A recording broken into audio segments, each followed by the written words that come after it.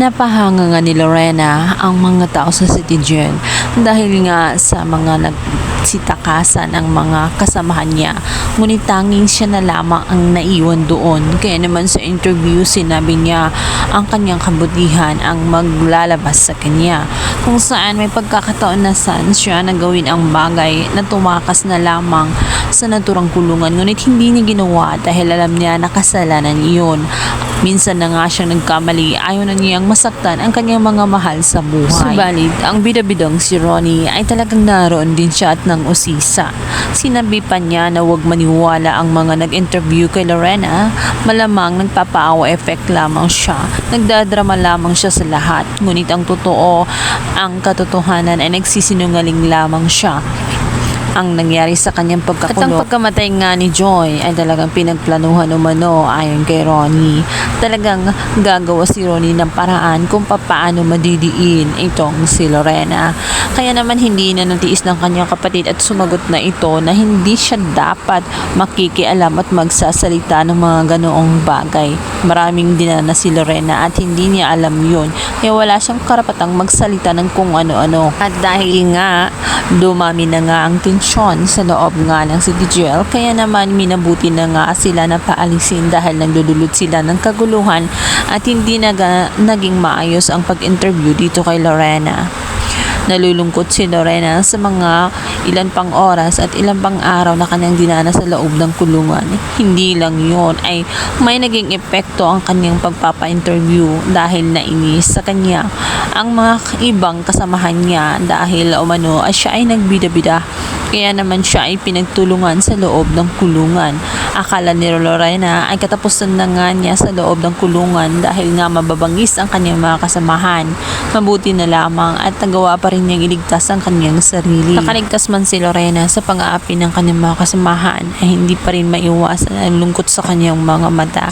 Lalo't minsan nagkita sila nitong si Wilfred at hiniling niya na makita pa minsan lang at sa huling pagkakataon ang kanyang anak na si Leah bago pa man ito dalhin sa US. Nais niya itong mayakap dahil miss na nga niya ito.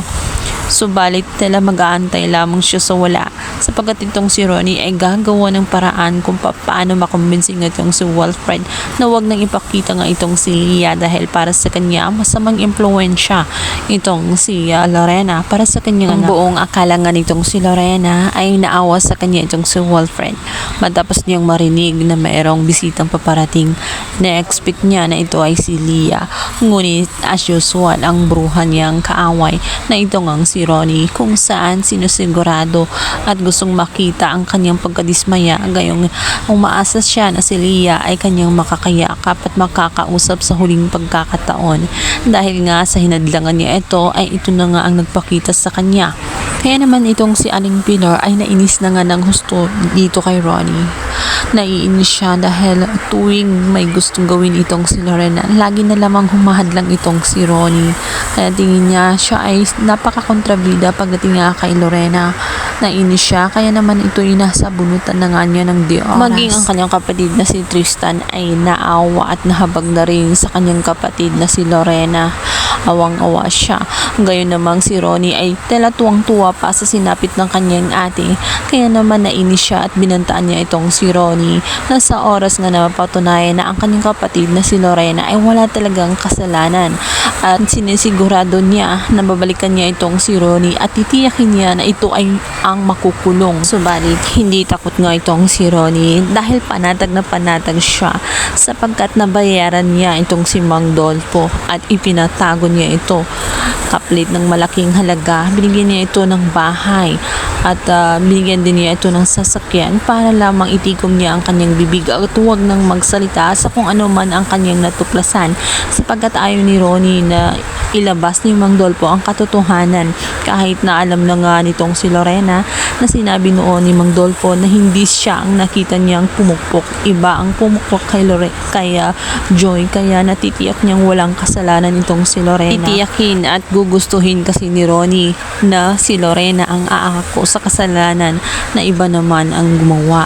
Gustong-gusto niya na hindi matutuloy ang kasal na inaasam nga nitong si Lorena dito kay Wilfred. Gusto niyang masira ito ng tuluyan. Ngunit ang hindi niya alam ay tadhana na nga ang gagawa ng paraan sapagkat hindi na nga kakayanin ng konsyensya nitong si Mang Dolpo. Kaya naman maisipan nito na dalawin nga itong si Lorena upang magsalita na nga sa katotohanan upang siya ay tulungan. Kaya naman magugulat na lamang itong si Lorena sapagkat biglang dadalaw nga sa kanya itong si Mang Dolpo.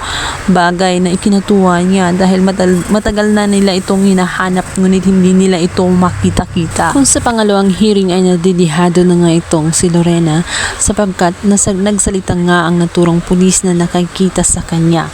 Siya ang huling nakita kaya naman siya ang naakusahan.